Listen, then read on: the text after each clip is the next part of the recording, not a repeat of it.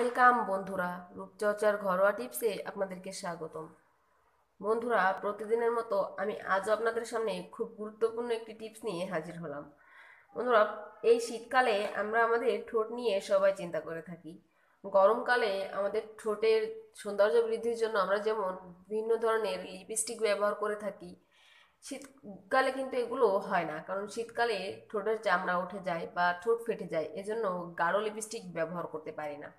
শীতকালে আমরা সবাই চেষ্টা করি খুব হালকা কালারের একটি লিপস্টিক ইউজ করার, যেটি আমাদের ঠোঁটকে নরমও রাখবে, আবার ঠোঁটকে সুন্দর দেখাবে। কিন্তু লিপস্টিক ব্যবহারে সেই উপকারিতাটা আমরা পাই না।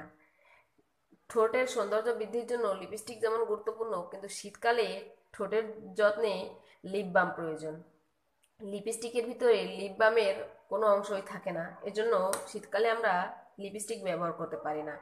এজন্য নানা মানের লিপ বাম দোকান থেকে কিনে এনে আমরা ব্যবহার করি, কিন্তু দোকান থেকে আমরা দু একটি শেডের লিপ বাম কিনে এনে ব্যবহার করতে পারি, কিন্তু এই ঘরোয়া উপায়ে যদি আমরা এই লিপ বাম তৈরি করে নিতে পারি, সেটি আমাদের জন্য অনেকটাই উপকারে আসবে। তো বন্ধুরা, চলুন দেখে নেওয়া যাক ঘরোয়া উপায়ে কিভাবে নামি দামি ব্র্যান্ডের লিপ বাম আমরা ঘরে বসেই তৈরি করে ফেলতে পারি। এর জন্য আমার প্রধান যে উপকরণটি দরকার সেটি হচ্ছে ভ্যাসলিন। বন্ধুরা, ভ্যাসলিনের ভিতরে রয়েছে প্রচুর পরিমাণে পেট্রোলিয়াম জেলি। এই ভ্যাসলিন পেট্রোলিয়াম জেলি আমাদের ত্বকের যত্নে যেমন গুরুত্বপূর্ণ, তেমনি আমাদের ঠোঁটকে নরম ও মোলায়েম রাখতে অনেকটাই গুরুত্বপূর্ণ ভূমিকা পালন করে। বন্ধুরা, লিপ বাম তৈরিতে প্রধান উপকরণ হচ্ছে এই ভ্যাসলিন। ভ্যাসলিন ব্যবহারে ত্বক যতটা নরম ও মোলায়েম থাকে, তেমনি ঠোঁট অনেক মোলায়েম থাকে এবং সুন্দর দেখায়। তো বন্ধুরা, চলুন দেখে নেওয়া যাক ভ্যাসলিন দিয়ে কিভাবে আজ লিপ বাম তৈরি করা যায়।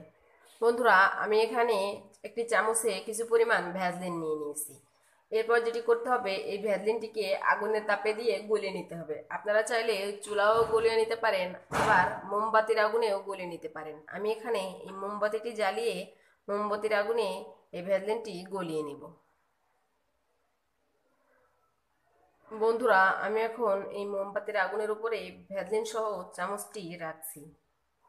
কিছুক্ষণের মধ্যেই পুরো ভ্যাসলিনটি গলে লিকুইড হয়ে যাবে।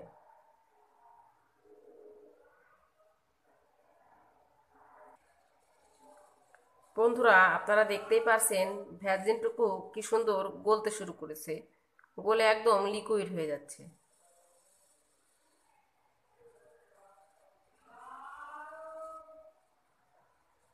পুরা ভ্যাসলিনটা গলার জন্য অপেক্ষা করতে হবে। বন্ধুরা, দেখুন পুরো ভ্যাসলিনটি গলে একদম লিকুইড হয়ে গেছে। এরপর এর মধ্যে আমার যোগ করতে হবে খুব গাঢ় কালারের লিপস্টিক। বন্ধুরা, আপনারা যে কালারের লিপ বাম তৈরি করতে চান তার থেকে একটু গাঢ় কালারের লিপস্টিক নেওয়ার চেষ্টা করবেন। আমি এখানে মেরুন কালারের একটি লিপস্টিক নিয়ে নিয়েছি। এখান থেকে সামান্য পরিমাণ লিপস্টিক আমি এই ভ্যাসলিনের মধ্যে দিয়ে দেব।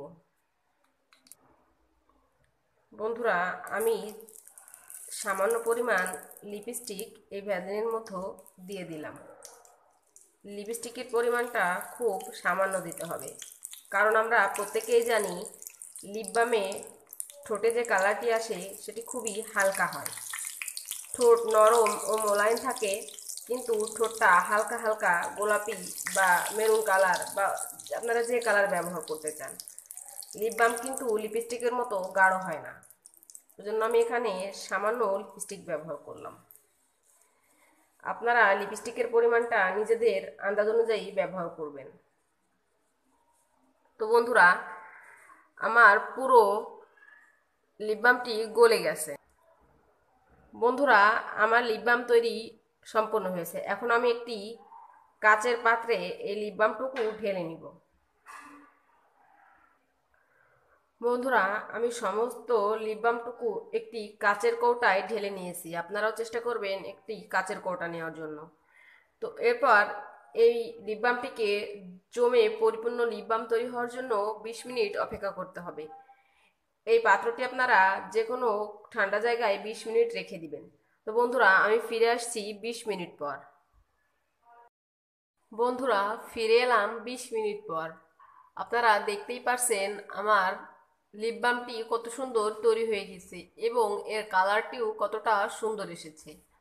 এখন আমি আপনাদেরকে এটি ব্যবহার করে দেখাচ্ছি এটি দোকানের থেকে কেনা লিপ বামের মতো হয়েছে কিনা। দোকান থেকে লিপ বাম যখন আমরা ব্যবহার করি তখন আমাদের ঠোঁট হালকা হালকা গোলাপি বা মেরুন কালার হয়, বা আপনারা যে কালারের লিপ বাম কিনে থাকেন সেই কালার হয় এবং ঠোঁটটি অনেক ভেজা ভেজা এবং সফট হয়।